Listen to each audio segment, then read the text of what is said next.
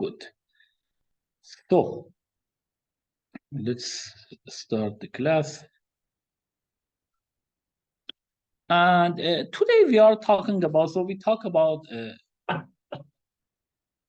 SP, subgame perfect equilibrium. And then, you see, the whole thing would be like just have ideas about the class that again, talk about the games, the importance of the games, as well as like the different concept of solution, like different solution concepts. Then we talk about Nash equilibrium, and of course, other things like correlated equilibrium, etc., which was a generalization of Nash equilibrium. Then we talk about min-max, and this was the min-max theorem that we talk about it. And then we mentioned, okay, this min-max actually they have a good intersection with Nash equilibrium when we have a zero sum.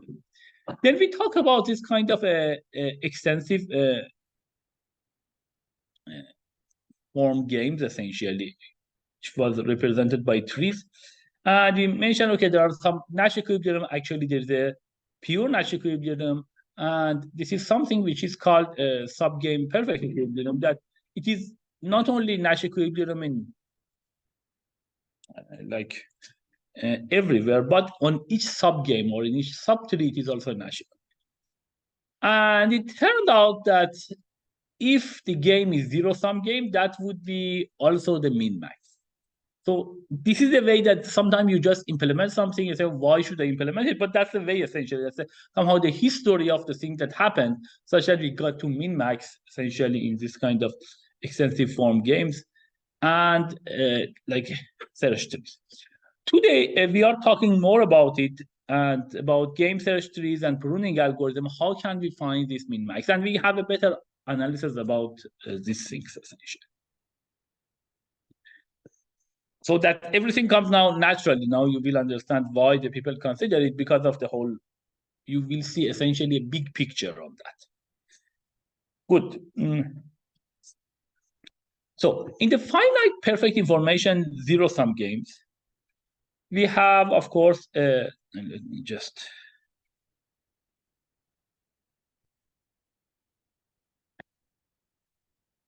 So people at Zoom, you hear me well, correct? Yes. Good. I guess I'll say the chat. At the beginning, that was the thing. Okay. Yeah, good.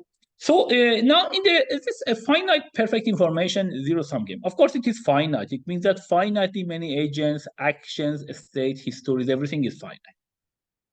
It is perfect information. It means that every agent knows all of the player's utility functions. So that should be clear, essentially. All of the player's action and what they have done it so far, and the history and the current state. So that's the thing that you know, essentially, from the... This is the assumption that you know, essentially, everything about yourself and the other people and the history. And as we discussed, there is no simultaneous actions. Agents move one at a time. We are especially interested in zero-sum or constant-sum games. These are the games that the utility of all people would be equal to K.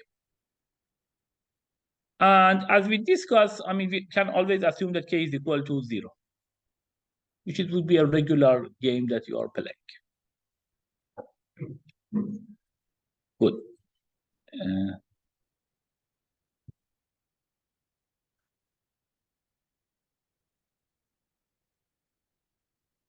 Good. So, some examples: chess, checkers,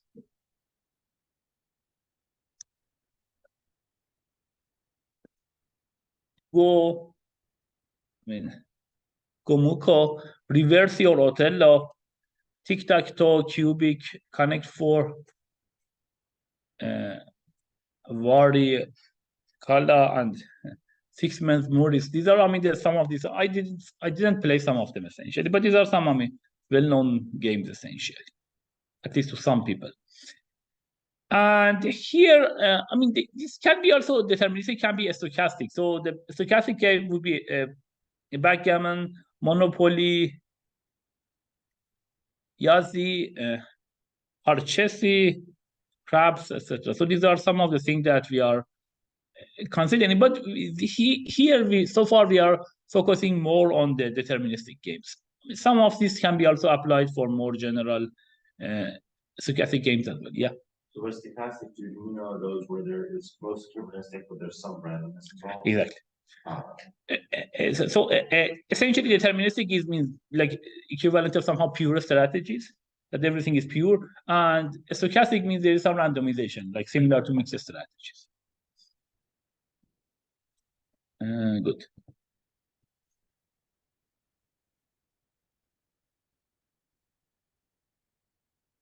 So these are the games, but so far we are talking about deterministic games.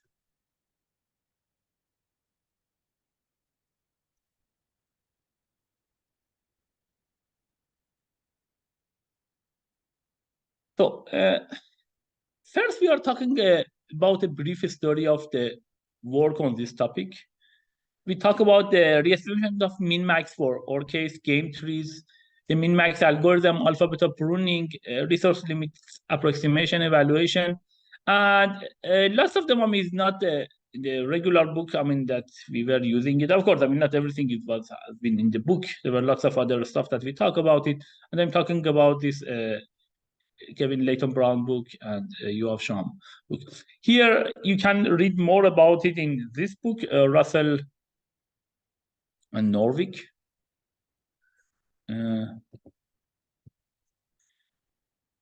I mean, there are 3 editions, and this is the 2nd edition, chapter 2. But there are some other things that you can do that if you want to read more about it.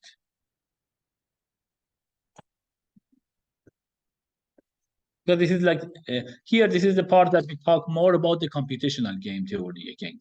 That is not just game theory in the just the consensus, but also about how can we compute this min-max and what are the algorithms for that. Can we do it more efficiently? So some brief history.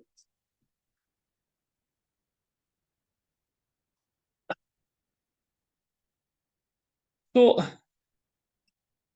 in 1846, Babbage, I mean, designed machine to play tic-tac-toe. It's a long time ago, almost 200 years ago. And you can actually see how much progress that we had so far. For some, actually, we had very good progress, including some other things like ChatGPT and others. You can consider the games, part of the games in some sense. Von Neumann had the Minimax Theorem. There was something before that, but again, this I think is a more formal one. So this backward induction that we talk about, it was almost for 80 years ago, 1944. Shannon in 1950 had a min-max algorithm with finite horizon search. Turing 1951 had a program on paper for playing chess. This is essentially the Turing machine. 1952, we had this checkers program capable of beating its creator at least. 1956, pruning to allow deeper min-max search. 1957, Bernstein had this first complete chess program on IBM 704, and that could examine about 350 positions per minute. Then we had this Greenbelt 9636. That was the first program to compete in human chess tournament. It was, I mean, reasonable, say 3 wins, 3 draws, and 12 losses. At least that's 3 wins. 1992, Chinook won the 1992 US Open Checkers tournament. 1994, Chinook became world checkers champion. Tinsley, human champion at that time, withdrew from health reasons and actually passed away a few months after that. 1997, Stu, he had a Deep Blue that won 6-game match versus chess championship Kasparov. In 2007, checkers solved. That's the important one. So, like as we talk, actually, for chess is much harder, and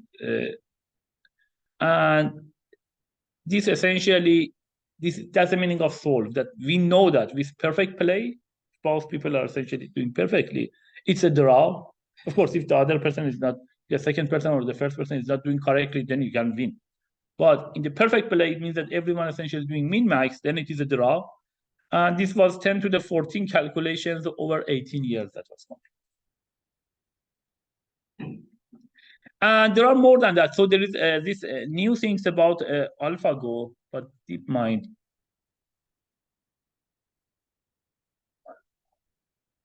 I think that was something around 2017.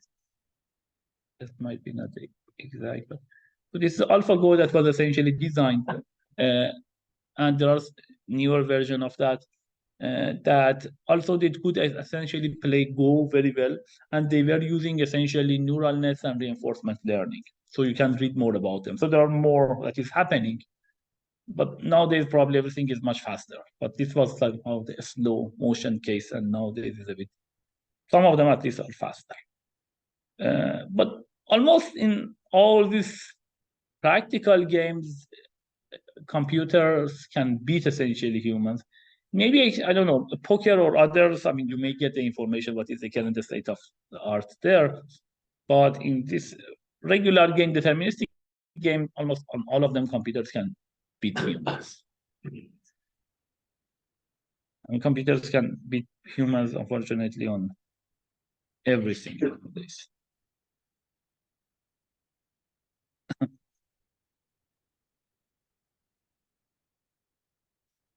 Good. That's just some history. Now, let's talk again about the Minimax theorem. So suppose that we have two agents, 1 and 2.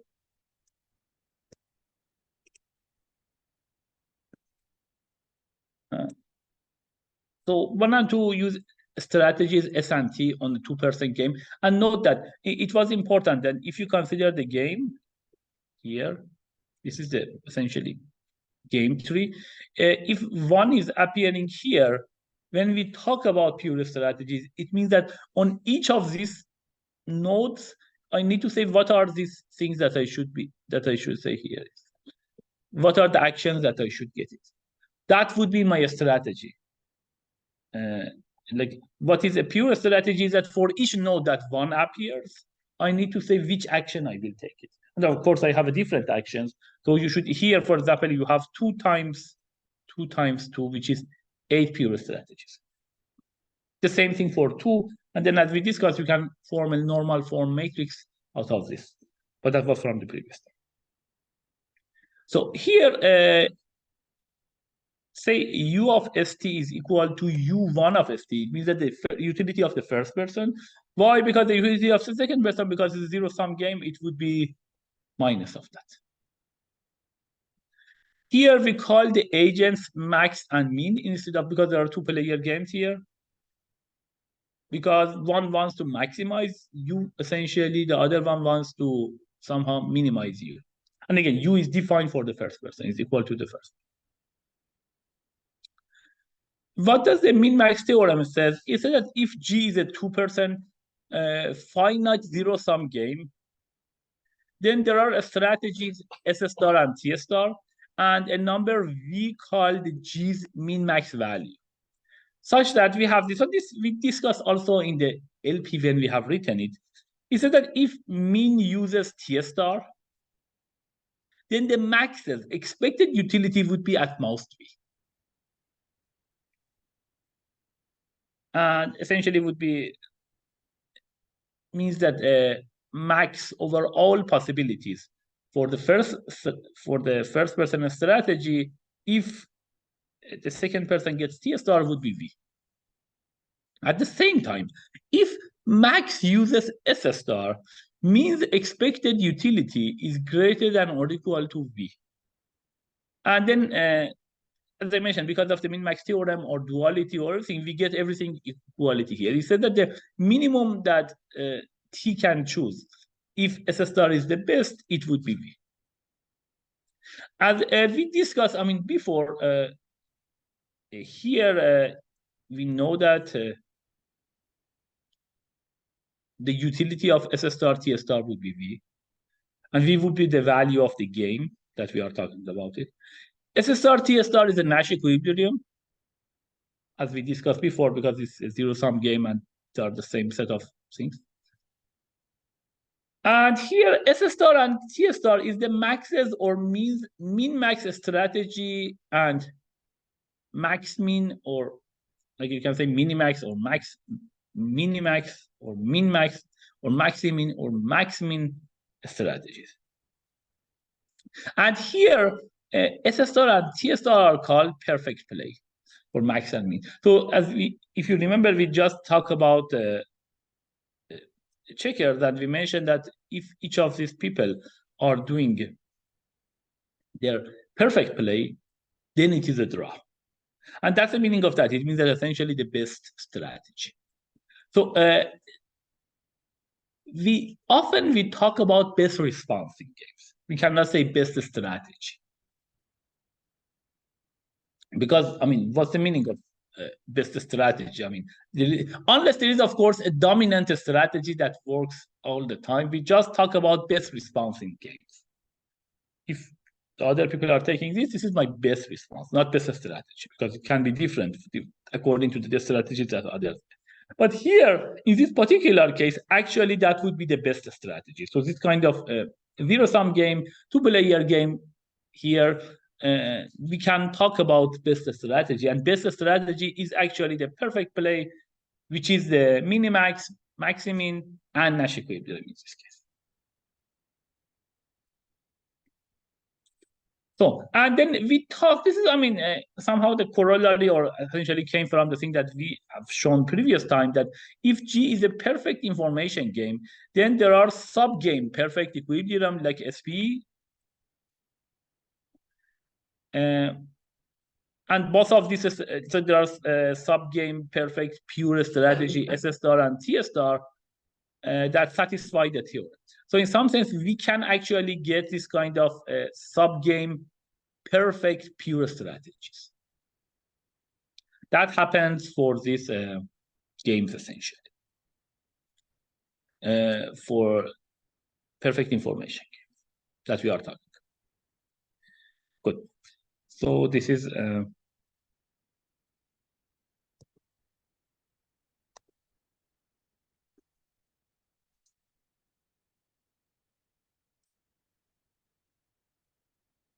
so let's talk about this kind of game theory terminology here.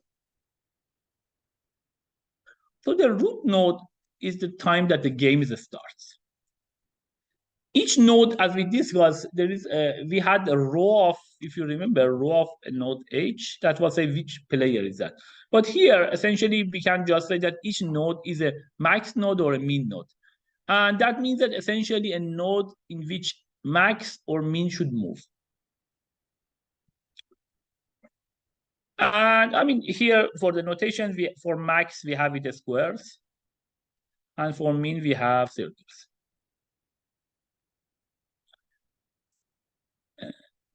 A node's children are the possible next nodes. It means that, I mean, if you do this, if, for example, here, if you take this, so if, and of course, edges were just actions. So if we take this action, that's another node that is a children of that. It means that this is the time that this node should decide. It's not necessarily max anymore. Actually, they generally alternate. It's the max, min, and so on. It might be two cases that are max. So there are some games that if you get, I don't know, if there's a dice and then you get a 6, then you may do the second move. So you may have two max after each other or two min after each other. But generally, I mean, more generally, they are alternating. And the terminal node is the part that the game ends, and at that time, we know the utilities. Generally, again, is this game like generally win, loss, or draw?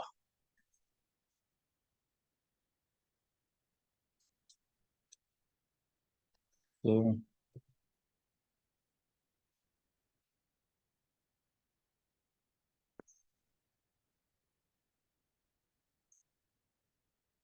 good.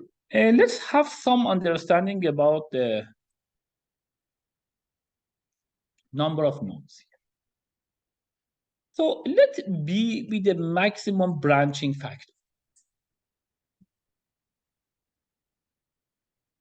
So branching factor means the degree essentially of this. Let H be the height of the tree, which is the maximum depth of any terminal node.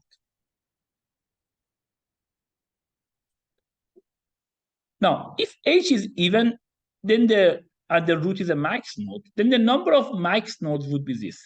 You have it 1 here, then you have B of these mean nodes. And so here you have 1, then you have B, then you have B squares of max node, then we have B cube of the mean nodes, and then B to the 4 of max node, and so on and so forth. So the sum that you have would be this one. 1 plus B to the 2 plus B to the 4 and B to the H minus 2, which is order B of H, essentially. Some kind of geometric sum that the last one essentially dominates. The same thing for the number of mean nodes would be B. So this was for max.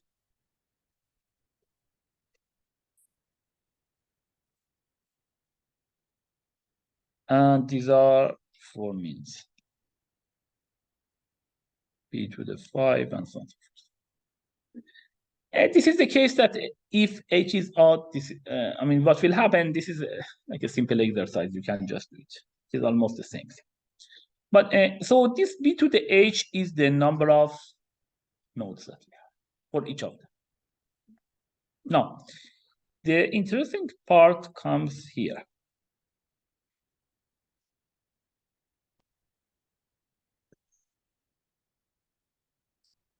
What were the number of pure strategies? So as we discussed for the pure strategies, at any time that max happens, so at any time that this max node happens,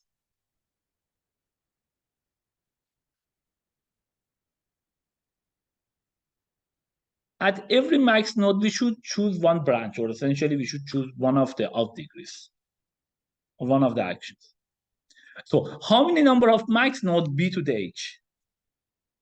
And this is the B was the average choice essentially, or the average degree. So we have B choices at each of them. You can consider, I mean, B as the max, but I think almost all of them goes to if B consider like the average things. So the number of pure strategies would be B to the H. Because for each of these B to the H nodes, I have B options. So essentially it would be B times B times B. How many of them? B to the H, which is B to the H.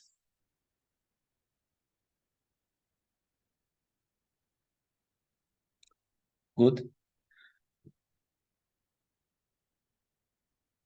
So the same thing you can say also for the mean nodes. Correct. Now, what about the size of the normal form matrix if you want to represent it? Yep. Would be bigger or B to the H by B to the H. So B to the H and all that squared. Yeah. So essentially B to the H, everything is squared. That is squared. Which would be essentially B to the H times B to the H, right? Which is equal to B to the order, B to the 2 times B of H. So this is a typical thing that, I mean, we will use it. This is a notation that actually sometimes we are doing in the own notation. So this would be, I mean, when you put O on the essentially the power, that is stronger than when you put it on the base. So you can actually have even this one. Sometimes you say B to the order H.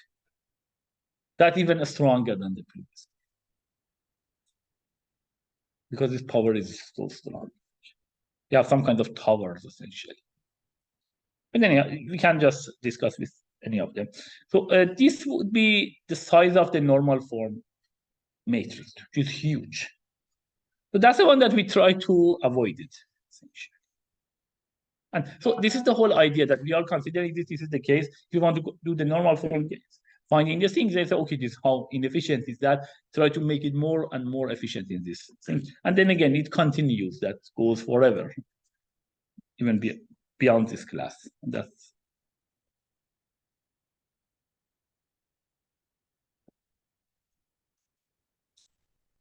good. No. If you want to find essentially the min-max strategies using some of these,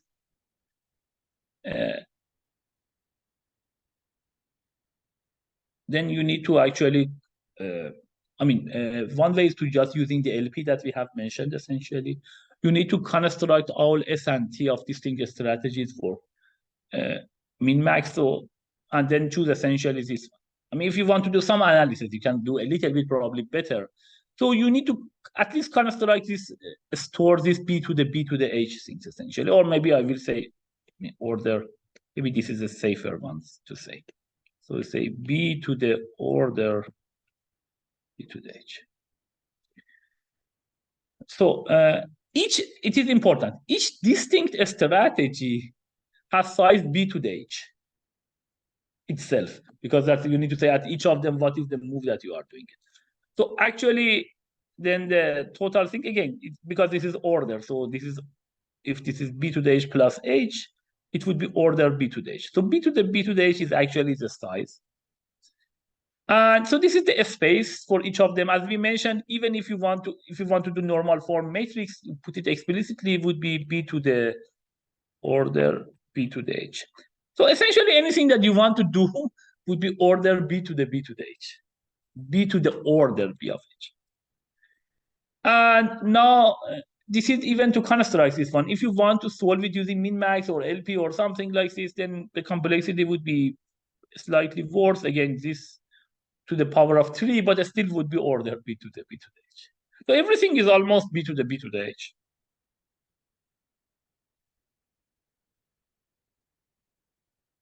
So here, if you want to do a essentially classic way to do that, let's do it. Let's classic at least in this term. Let's define the V of X, which is the min-max value of the 3 rooted at X. So if X is a terminal node, then V of X would be U of max X. Good, because this is like the min-max. You want to get essentially what would be happen in the worst case, essentially.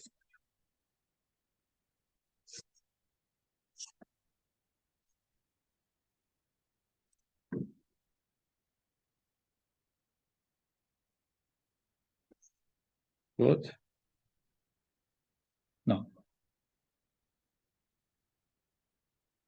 So in some sense, we have done all of this before in the previous session. We came from a different angle, and we do that with more computational.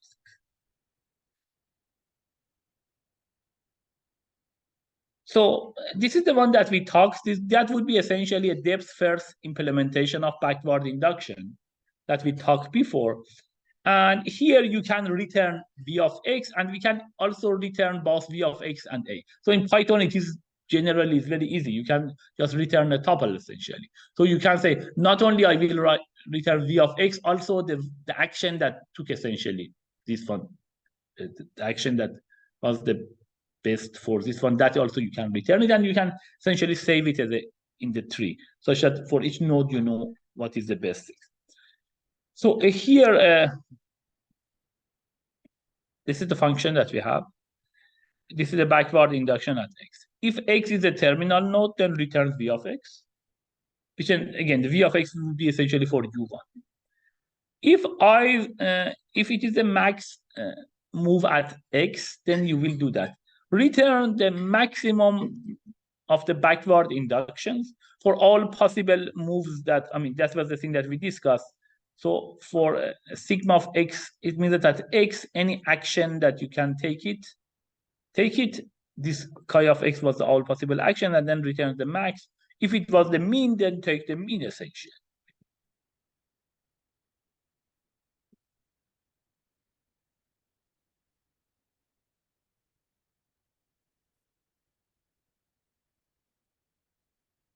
Good. So for example, here, if it is a max min tree, these are the numbers. You can see what is the number that will be written. So here for the mean guy would be 3, 12, 8. So it would be 3 here, minimum. 2, 4, 6 would be the minimum, would be 2.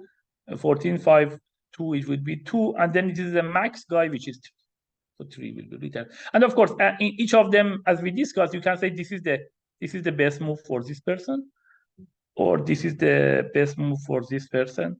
This is the best move for 2 essentially would be here, and for 1 would be, for the max guy would be here. We can get a exact strategy.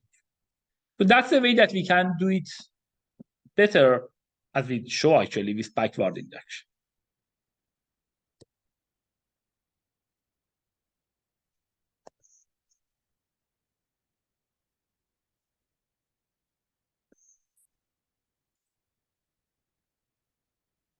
Let's do the complexity analysis. The first thing is about the space complexity. How much space do we have? And by the way, this is a typical thing. So whenever we talk about the complexity, we talk about two important things generally. At least in the classic sense, we have always time and the space.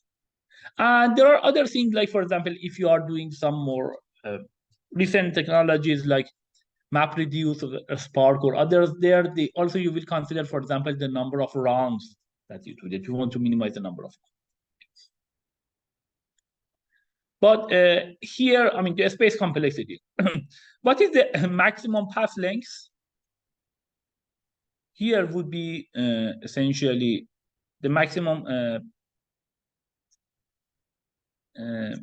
path length here would be h, correct? And then the space needed to store the essentially the whole path.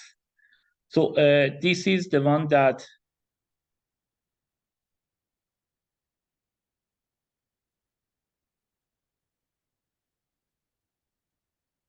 so that would be essentially the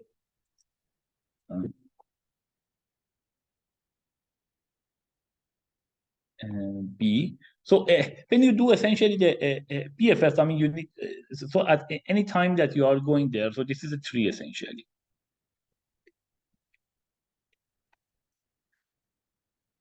So here, actually, I mean, you will start at any node, and then you will go down.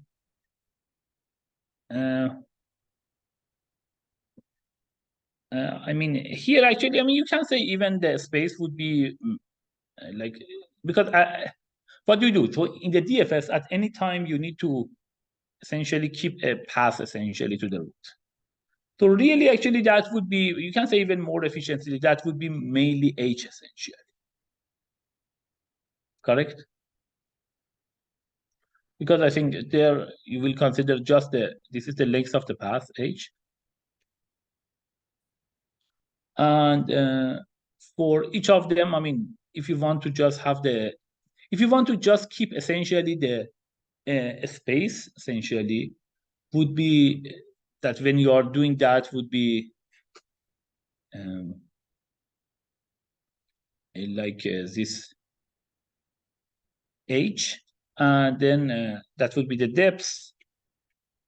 That's the one that you need to keep it. I mean, you can do it log B, because on each of them you need to say which strategy you are taking it. But so maybe it is essentially, I mean, you can say at most, you can say B times, H times log B, which, or BH essentially. So the time complexity is more important here and more interesting. So what is the size of the game tree is B to the H, correct? That we discuss essentially. So, and here, to solve the problem, you need to essentially search this tree. The size of is b to the h, so the time is important. So essentially, I mean, space complexity b or h or b times h is not a big deal. And in general, time is more important. So here, b to the h actually is the running time that you need to do it. And of course, it is much better than b to the order b to the h that we have done it before in the past. If you want to use the classic form and the normal form like this. But this is the problem.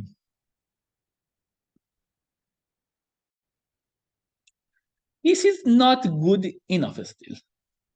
So for a game like chess, average number of moves that you have is 35. And the depth of the tree is around 100.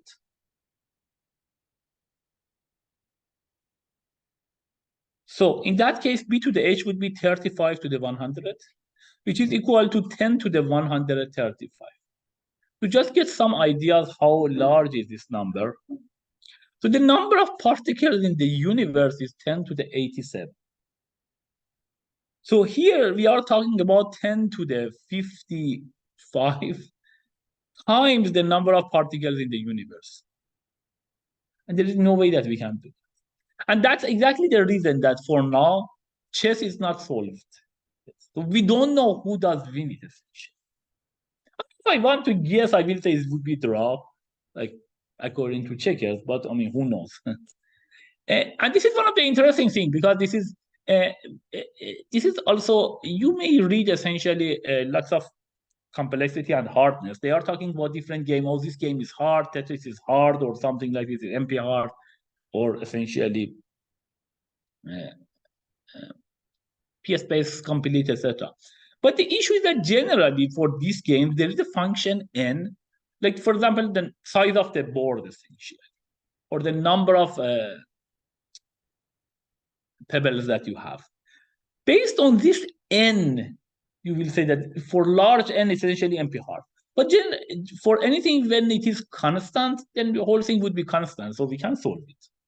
So whenever you hear about this kind of hardness about Tetris, etc., you should always suspect that, I mean, there is some function n that makes this one a little bit the game, at least in some cases,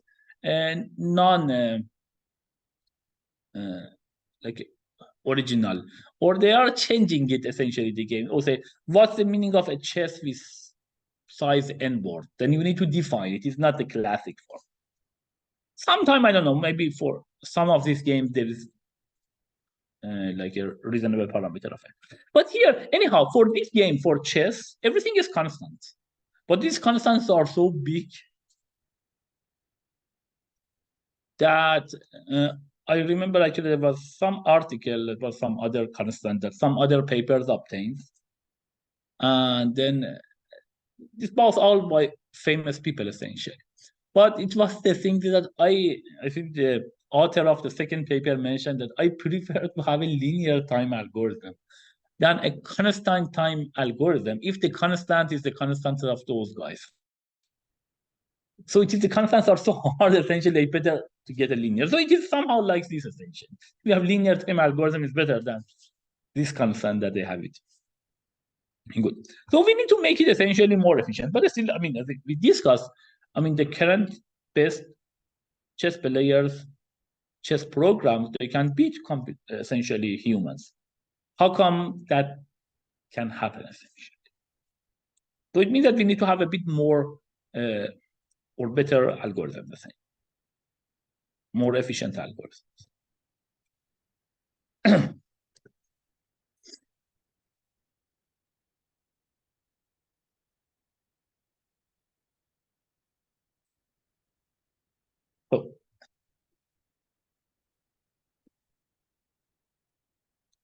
So again, this was the algorithm.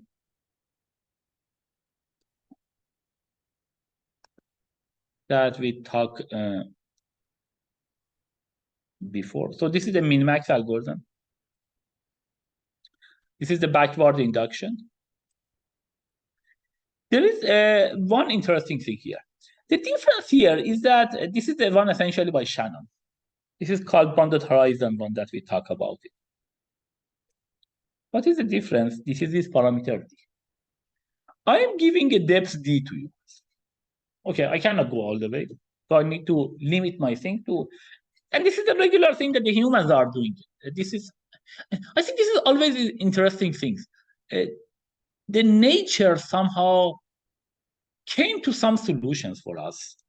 Like if you consider the evolution essentially theory in some sense, that you know that I mean somehow nature came to some solution. Of course, it took, I don't know, billions of years to reach to these solutions. But these are very good things for us to take a look at. And lots of these advances that we had in science, for example, airplane, that came from the birds that we are seeing the bird essentially. Lots of other things. These are the lessons that we get from the birds. Not the birds, from the nature. So the same thing, for example, all these neural nets that we have it now and the AI, all of them came from because we try to understand better the brain of people. And this is always the case that we try to match, we try to understand it, we try to create something out of it. But it is interesting, there is no need to be a complete match. I mean, after more thinking, actually, you can create a better example than the one that is there. Like airplanes. I mean, this huge weight that goes up is completely non-trivial. No bird can do that. The same thing about the neural nets. I mean, the way that now they are working, they got the idea from essentially humans, but they are using different functions, for example, then essentially ReLU and lots of other things. And the people worked on it. Now, these things that we have it, like ChatGPT, they can write the text that I think no human can write it even, or answers the things and do it. It would be very hard for even native English speakers to compete with ChatGPT in terms of writing. Why? Because what does it do? It has of course, it uses neural nets there, but on top of that, it searches essentially the whole web. And like the whole text that we have it try to find the best solution, optimize over the whole corpus of text that we have it and give you the solution. So this is always the case. Here it is the same thing here. Like they said, okay, we cannot solve it. So let's go and talk about human. What does a human do? He said that, okay, I cannot do all the moves. I just can decide about a few next moves. And then based on that, I decide. So let's simulate that one. So that D is exactly that thing, essentially. So that if X is a terminal node, then return V of X. Here, if D is equal to 0, D essentially is the budget or the remaining budget that you have in terms of depth. If D becomes 0, then at that time, you should return E of X. I will talk about it. However, if it is not the case, if you have a still budget in terms of the depth, if this is the max move at X, then return the maximum of these things. The only thing is that you are using one budget, essentially one item of your depth, so the budget would be decreased from D to D minus. And then you take all the actions. The same thing here also, you will return minimum. If it is a min move, then essentially the min-max things, and then it is D minus. And the min-max is the name of the function. So this is, you are just call this function recursively. So here we have a backward induction that has an upper bound D on the search depth. So, and the most important thing would be this E of X. Again, this comes from the way that we are doing essentially that. So what is the idea? The idea that we will go, maybe in our minds, we will go a few more moves. And they say, at that situation, what is my value for that essentially state? Generally, what is the approach is that, okay, we are counting the different number of, pebbles or pieces that we have, how many we have it at that time. For example, how many knives we have, how many pounds they have, how many rock or other things essentially. So here, this E of X is the aesthetic evaluation function that returns an estimate of E of X. We don't know what is that, but we have some estimate about it. And that's estimate that we will return. For example, in the reverse order law, you may say how many number of items that you have it versus the other person, the difference. Or you may also consider the position. The positions might be important. These are all the things that you can consider it. And it is up to you to define this one. And in some sense, lots of these good chess players, they may have a better or more accurate E of X when they are considering the situation. Because to their experience, they not only consider the numbers, but also the positions. So here, this E of X is some kind of estimate or approximate value of the solution of that. And of course, if t is equal to infinity, then this algorithm is identical to backward induction because you will go all the way down. So what is the space complexity of this? So essentially, the space complexity would be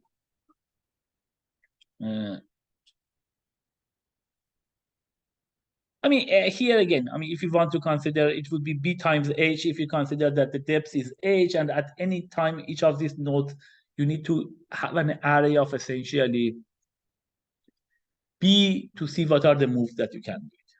But you can do it more efficiently, probably even h like b or something like this.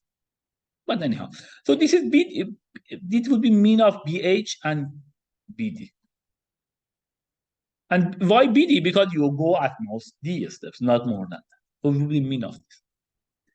The time complexity also would be better because then it would be mean of b to the h and b to the d, because you go at most. So this is the tree that you have.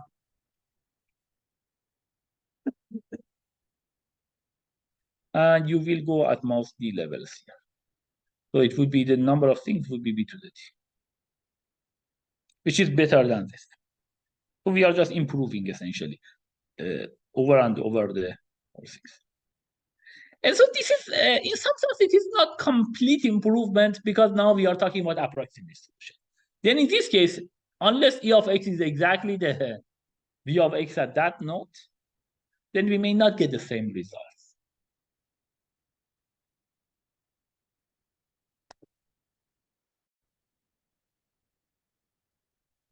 Good.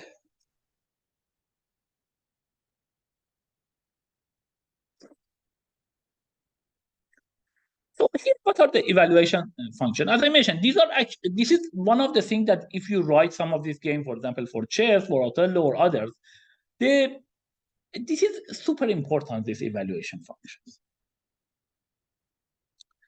So E of X is a weighted sum of some features of the page.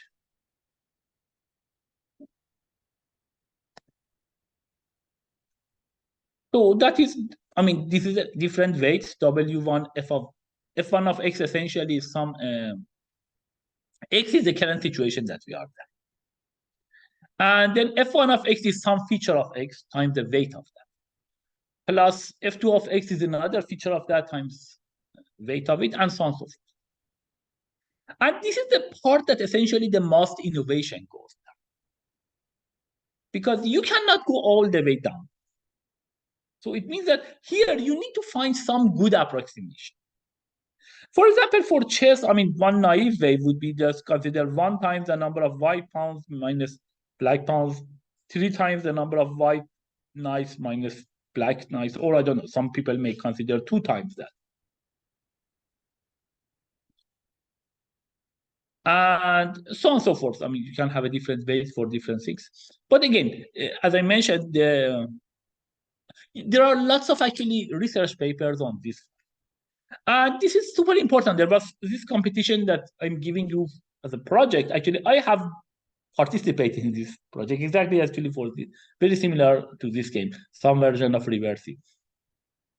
And it was quite interesting that, we were working essentially playing with a few other people, and all of us were in a stable situation, in a sense that, like when my program plays with another person program, generally it was like 2 times this wins, 2 times that wins, maybe this time 3 times this wins, 1, 2 times. But some kind of a stable with all like 4 of people that we were in this competition. But then all of a sudden, one person essentially program becomes much, much better. and say, okay, how did you do that? This was part of the competition. We didn't know that. And then finally, we could get the idea that that person actually changed this evaluation function. We took it essentially almost the same thing. He has done a little bit smarter than that, and then he could win all of our program. Then we knew that, then everyone that essentially changed the evaluation program, then again, all of us were in the stable situation. So here, this function is super important. That essentially is the secret sauce, essentially, to know what is the evaluation. And if you have a better one, of course, there are two things that will help you. If you go deeper, generally when you go deeper, why it is important when you go deeper? Because when you go deeper, you know, you may not the whole things, but you know better, essentially. It's a better knowledge. You know the situation better. Then in that case, the idea that when you go there, then probably your evaluation function would be more precise if you go deeper. At the same time, still you need to have already an accurate function for this kind of estimates. So two important things is that you go in depth if you can, or this is the other thing that we will talk about, alpha beta pruning, that we try to, some of these nodes, if not necessary, try to avoid them. So this is essentially the whole idea that you can essentially use it for this kind of program. So two things that we are doing. One is that, I mean, we try to go the maximum depth.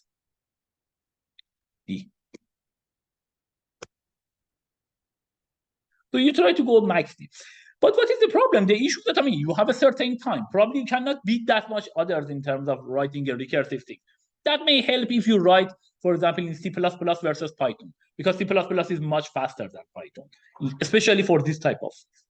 I mean, this is also, I mean, in case you want to write some program, you may use this kind of Cython, which you can bind Python and C++.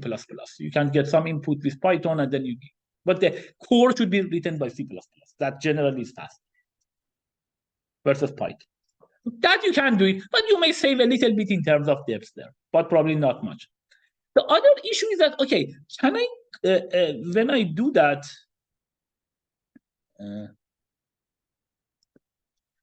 when I come to here, can I say that when I want to compute these values, for example, for this node, then I can essentially get part of this and get rid of that. So that this part of the tree I don't need to compute. That would be alpha beta pruning that we will talk.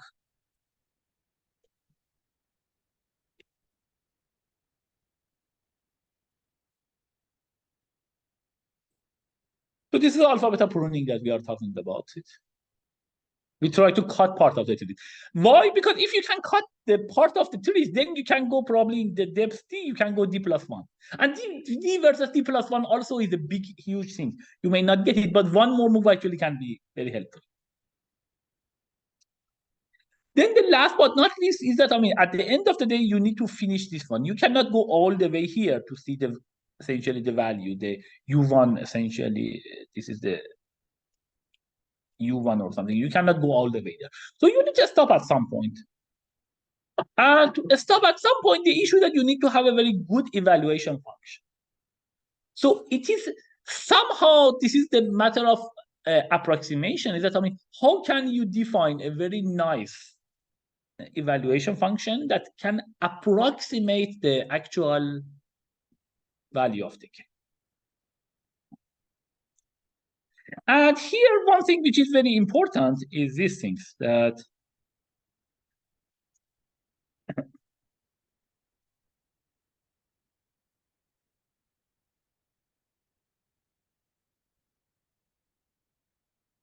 here, the exact value of so exact value of E of x don't matter actually. So for example, consider this game. This is the max mean. This is 1, 2, 2, 10. Then you just essentially multiply, I mean, this 2 and 4, just you multiply it by, so 1 is multiplied by 1, 2 is multiplied by 10, and 4 is multiplied by 400, by 100. So this is essentially these two, as long as they are monotonic,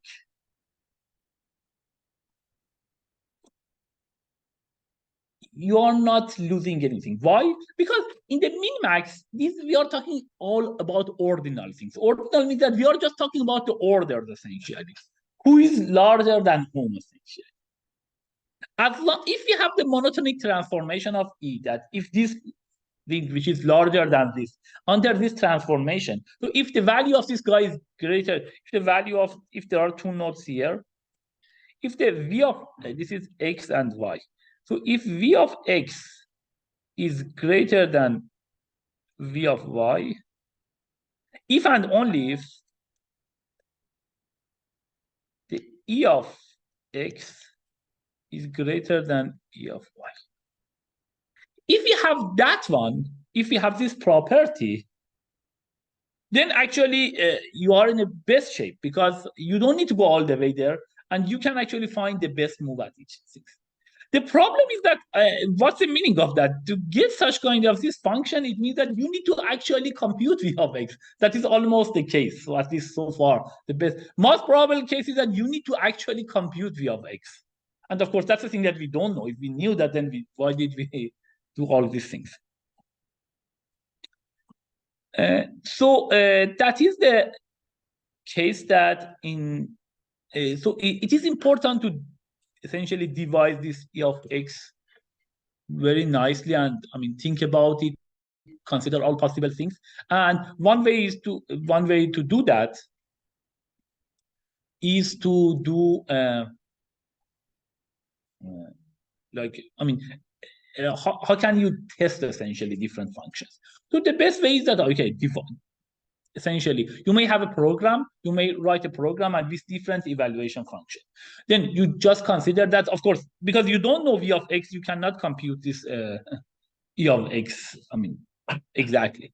So the best way is that actually design different E of X, and you want to see whether it is better or not, you can just run these programs, let them play with different E of X, I don't know, 10 times or some number of times, and say which one wins the best. If generally this E of X is better, that with this new E of X, you should win many more times. So that's the thing, that you can do it actually for you. And this idea is the one actually this has been used more importantly. This is like, I'm talking about this, I think, alpha beta pruning.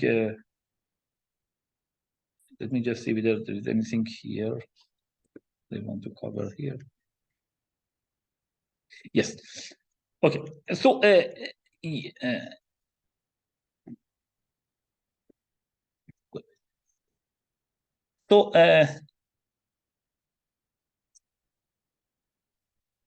so next session I will talk more about this alpha beta pruning. That's the way that I have mentioned. But here I want to say a little bit more about it. So as I mentioned, this idea that, okay, you can have two different functions, two different E of X, and they say which one is the best.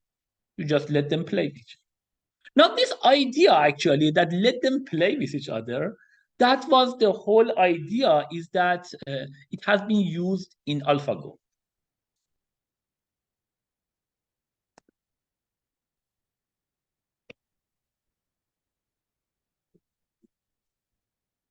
So it is called AlphaGo. So this is something by DeepMind, as I mentioned, I think around 2017. This was, you had a Go player that was much, much stronger than humans. How did they mention that? So they use essentially some kind of learning things. Is it like, in particular, reinforcement learning? So what is the idea of reinforcement learning? The reinforcement learning means that online learning. So you are doing some actions, you get some feedback, and then you will change your actions, and you are doing it. This is a reinforcement learning. You can read more about it. It's very similar to essentially online learning, because you get a feedback. It's not just one-shot game. Now, what was this idea of AlphaGo? So you can actually this learning. I mean, there are some kind of deep nets for doing that. These are some of the things that was there before. But the idea that it actually was very interesting is that they essentially have some kind of maybe more naive algorithms. Then what did happen is that they let this essentially this algorithm. They are naive, they just create it, and then they let them play with each other. And then you have a different, you can, this is actually, this was also used in another things in the, this is some, I think company based in Australia, I forgot the name. But there they had the same thing for essentially horse racing. But this is a virtual horse race. You have your horse, you will select it. And then this horse essentially is just participating in some contest. And based on that, you can actually bet and win the things. This is one important thing that here, I mean, generally, like this kind of electronic things and this kind of games that you can win and lose there, generally they are prohibited in US, except maybe some states or something like this. I think maybe in Nevada. So yeah, so the people actually may go, and and you said, okay, maybe everything is virtual, I can't do that, but actually they may come after you. So the way, if you want to do that, you need to go outside of US. And there was one person actually came and talked to me about these things. He want to hire some person essentially to help him. But that was the idea, that if you want to place this one to be legal, you actually go outside of US, like in Canada, Vancouver, then you can do that, this type of game. But the same thing here. I think this game, like you cannot do the betting or something like this in US. But here, anyhow, that was the whole idea, that these are virtual horses and they will learn a little bit. And they can become better. So if you play with the good horses, you may actually become better. I'm not so sure how much of the learning is there, but actually the interesting thing for chess, it is there, and for AlphaGo. So you can think about these ones, that these are the things that they are playing with each other. So you have different avatars, essentially. Different people have different avatars. They are just playing with each other, and over time they become better and better. And that's the idea of this new AlphaGo, that actually just play with itself, essentially. And so it became stronger and stronger. It learns against itself. And at the end, it becomes very strong. That's another somehow, still using some of these ideas plus some of the neural net. This would be very interesting if you want to use it for your own project, essentially, if you want to apply this type of things, that you need to read more articles, essentially. So you can maybe start with some basic stuff, but you want to improve it, then you can use some of these algorithms and read it, and that's a research thing because there's no limitation. You can go there. This was not there, I think, the previous time that I was talking with the teaching this course, but this is now, there is the opportunity that you can do it, and probably you can have a much stronger program. And then you will learn a lot, also for the neural nets, about reinforcement learning, AlphaGo, which is actually a very, this was a real advance. It was on the news, essentially, about this. And there are next version of AlphaGo Plus or Plus or something like this. You can read there. But again, I mean, you cannot copy paste the code. I mean, but I mean, you can use the idea. And if any new program that you want to write it, this is some more advanced thing that has been used and you can use. Now, next time we will talk about alpha beta pruning. This is another thing on top of that, as I mentioned. Sometimes you try to save to don't go to some part of the tree, such that you have time essentially to go for the other parts. But